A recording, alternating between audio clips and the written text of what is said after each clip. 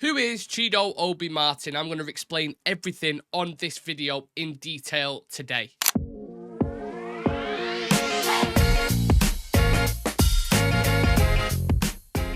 Now, just a quick reminder, Manchester United have included an academy graduate in every single matchday squad since October 1937. Youth, courage, success. That's the idea that we would have put and proposed towards Chido Obi-Martin. Let's dive into it. So, of course, this week we had a here we go from Fabrizio Romano, meaning that Manchester United have officially signed their third player of the season, believe it or not. 3 players by, what we in? End of July. It's not even August yet, which is relatively good. Now, a lot of people may not have heard of this kid. It's mainly due to him being 16 years old, but this is a kid with a huge reputation in the scouting world, at least. A lot of people who, I don't like calling them tactical nerds on Twitter, but people who look at young players, and like Academy Scoop, for example, on X, who's really, really good at like youth player analysis. I've heard of this kid, and his reputation precedes him. He's a young, very talented striker, born on November the 29th, 2007. So he was born a year before we won the Champions League in Moscow. That's, when you deep it, that is absolutely nuts. He was born in Glostrup, Denmark. And let me tell you, this kid is a highly regarded young footballer known for his impressive scoring abilities. He is a striker. He's been making waves in this football world for a good few years now, attracting some of the best clubs on the planet. I mean, this kid's had offers from Bayern Munich, from Dortmund, from other clubs around Europe, and he also had a significant financial offer from Arsenal. But why did he turn them down? I'm going to get into that in a moment, but one thing I want to say on this situation, there was a lot of distasteful stuff going about Chido Obi-Martin, about, oh, he only wants money, and you had Arsenal E-fans really getting on this kid's back, and you sat there and you're thinking, mate, this is a 16-year-old kid you're talking about. Like, this isn't some professional who's been in the game, you know, he's got tough skin. I think you need to relax a little bit. And there was some false rumours, and there was, you know, but we know what these E-fans are like, especially Arsenal ones. They don't give a shit. But don't worry about that, because Man United will take good care of him. So let's take a look at his early life and career so far. Obi-Martin, often referred to as Chido Obi. I can get on one with that, or just call him Obi-Wan. You saw it in the graphic. Never mind. Began his football journey in Denmark with his local club, I don't know if it's Copenhagen. Honestly, I can't pronounce it. It's spelled Kjobbenhavns, I think. Copenhagen Bold Club, I'm presuming. I've never heard of the club. I'm sorry, I don't do these kind of things.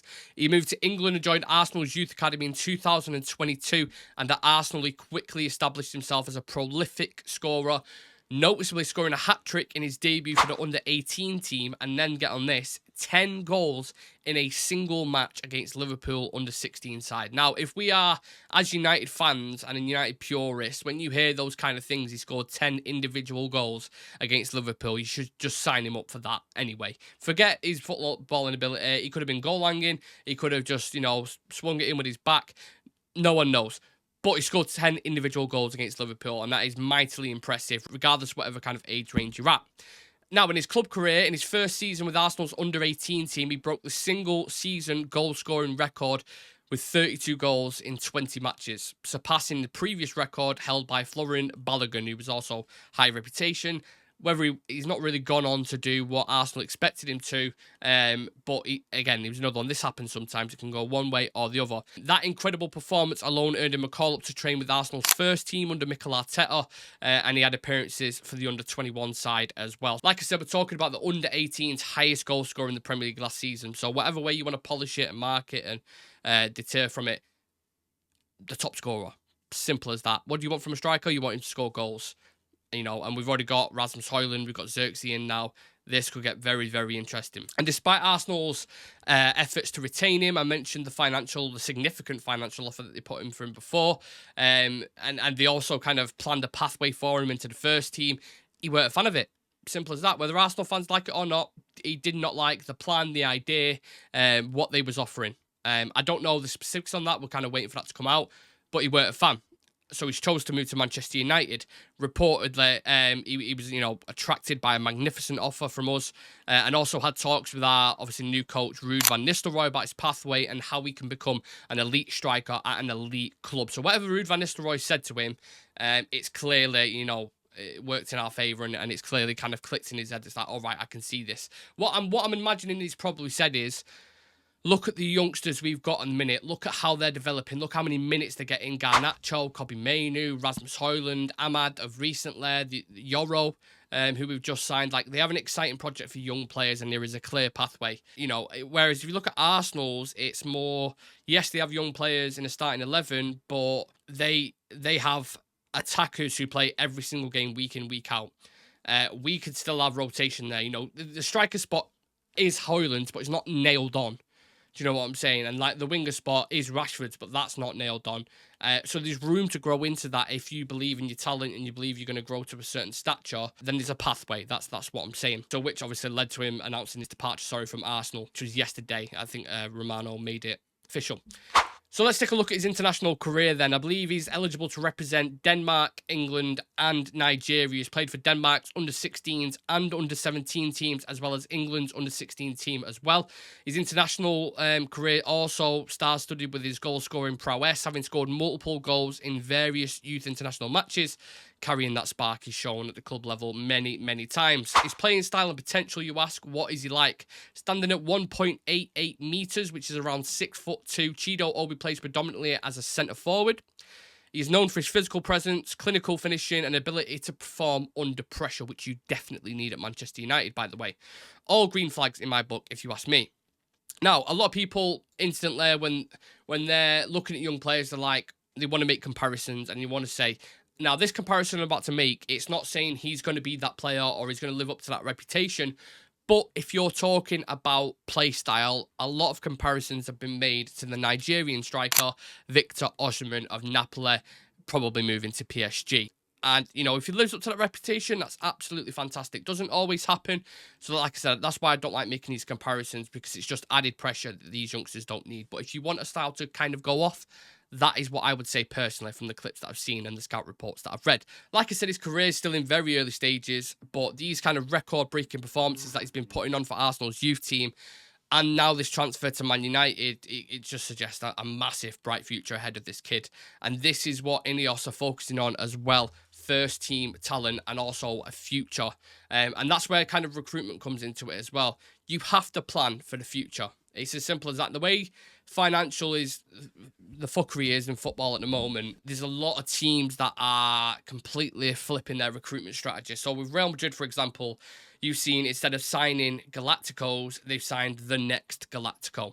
So you look at their roster at the moment, Mbappe, Vinicius, Rodrigo, Endrick, Goulet, Diaz, Bellingham, Valverde, Camavinga, Tchouaméni, Yoro. Oh no, we signed him, didn't we? Not Real Madrid. But you take my point. These guys are going to be there for the next 10 years, and some of them are already, you know, Ballon d'Or class. Mbappe, Bellingham, Vinicius, etc. So they have got a star-studded team, but the majority of them are still under 24, 25, which is absolutely crazy. So in that situation, you then have a sell-on fee, so you're not losing out on any money. They're probably going to stay at Real Madrid anyway, so you get like a real long-term player in there, and then you can start going quiet in windows, really, because you're like, right, we've got everyone up to scratch. There's no one that's 35 who's, you know, you got your Modric's who are still there. Cruz, obviously, I think, is retired as well. So, you know, you still got a couple of older players in there, but you do need experience. But you surround, that's the main key thing. You surround these young players with very experienced, seasoned pros. And that's what Real Madrid are going forward. And quite a lot of other teams as well, not just Real Madrid. You've got to think about Manchester United. We've had players that we've lost multi-millions on due to contract situations, due to age, due to injuries, and it is simply, it's just not sustainable at all. So we're looking at the bigger picture here, a future with elite talent and hope, what it should have been for the last 10 years, and we seem to have lost our way.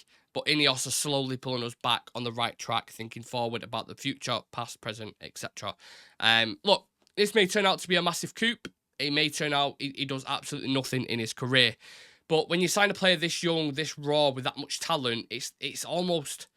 It's not a risk in that sense. You know, there's going to, maybe you lose out on a little bit of money, but United have absolutely shit buckets of money for the past 10 years, and you're talking a lot. Look at Antony, the most recent example. So, I don't know if there was a transfer fee for this player. I don't know if the wages that are being reported that we've offered are true or not, which is like 40, 50k. I'm not entirely sure. We'll have to wait for details to come out on this, but it seems like a very small gamble, maybe for a big player in the future, and I'm absolutely happy with that. If he turns into the £140 million player like Osimhen, then you can't complain, can you? You've done your job, and you've got in there before anyone else. Like Euro, you know, we had a situation with Rafael Varane years ago where we could have signed him when he was at Lens, when Real Madrid was looking at him, and we missed out on that. And look at the career he had at Real Madrid.